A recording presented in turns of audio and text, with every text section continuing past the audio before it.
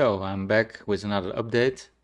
I'm still working on the first column file, and in this file I added a production sheet. So the nice thing about procedural design is that once you have the procedural design done in geometry nodes, you can now generate basically anything from it. And what I did here is to generate 2D architectural drawings, like detailed drawings from it. So this is all based on this on the parameters that I used. You can see the parameters here, and let me run this little film.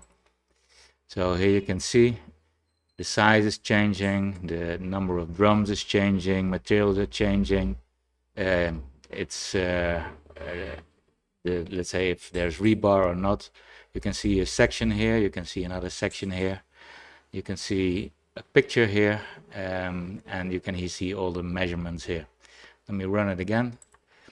This is just an MP4 that I made from changing all the parameters at the same time, just to show that 2D drawings can be generated fully from this 2D from this 3D design.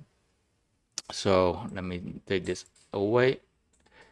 Here you can see the design again, and what I did is I added quite a bit of geometry nodes connected to this detail sheet. So when I click here, you can see that there's a sort of a layered 3D data in here.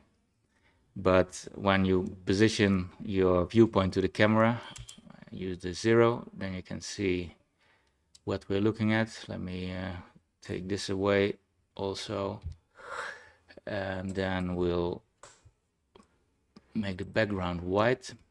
So the nice thing is that, so this is what you see, and you can see it goes like this, but if you use the camera view, it's perfectly centered. Now the nice thing is that the camera is also using geometry nodes and is scaling accordingly to the size of the column. So when I change the size of the column, let's say I make it like 7 here, you can see that the column will change. No, enter.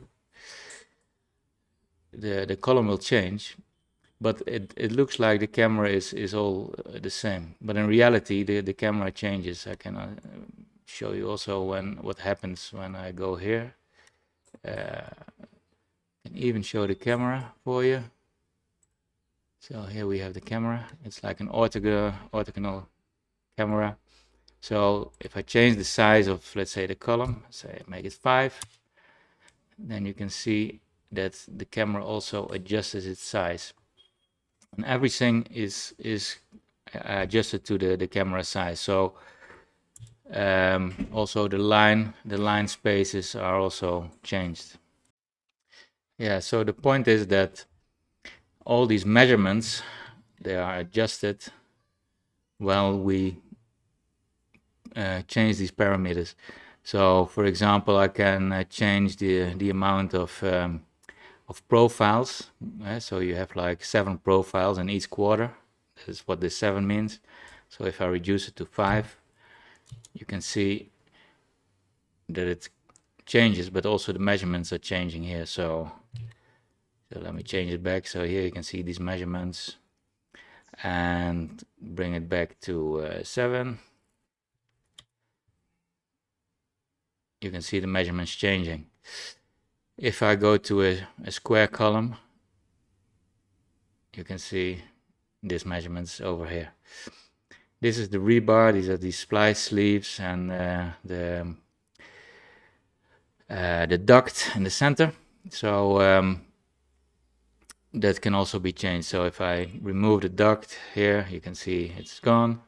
And if I go to regular reinforced concrete, then the splice sleeves will change. And I can also go to materials that are not that don't have reinforcement, like marble. What I also added is these 2D procedural textures.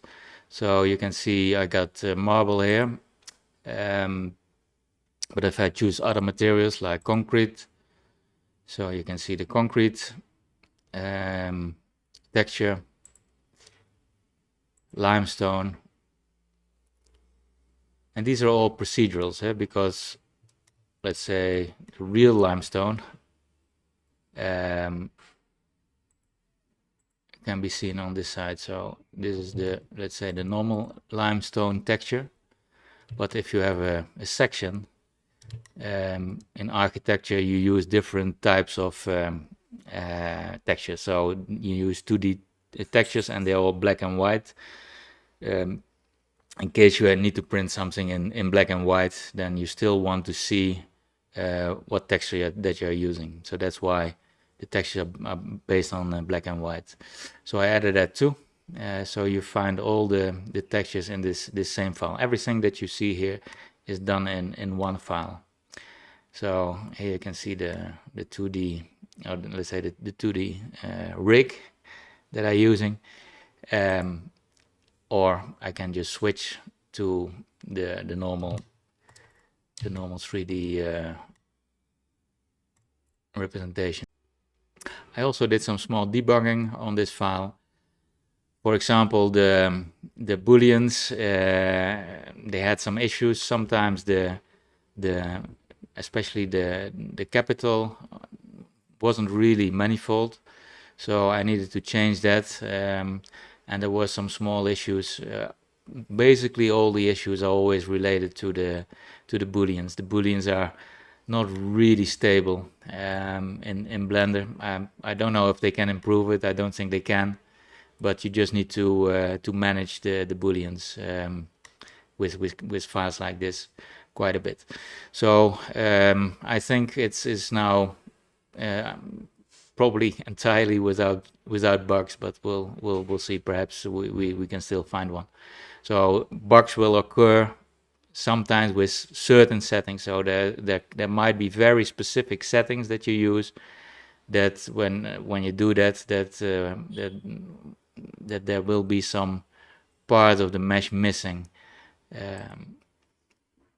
So and the part can be missing, like say in areas like this, where it doesn't really work that well. But for now I didn't see any bugs anymore, so I think all of them are solved. So yeah, that's it. The next step will be that we gonna use a placeholder. So this is just one file, let's say, of one object, but of course we want to combine all these different objects like columns and stairways and floors and what have you in one, let's say, building design file, where you can also do sections and facades, etc. So that will be the next step. So what will happen is you apply, let's say, a column like this, and then you copy it to another file where you combine all these objects into one building. So that will be the next step. You will see me in I think another month with how that works. Thank you so much, and see you next time.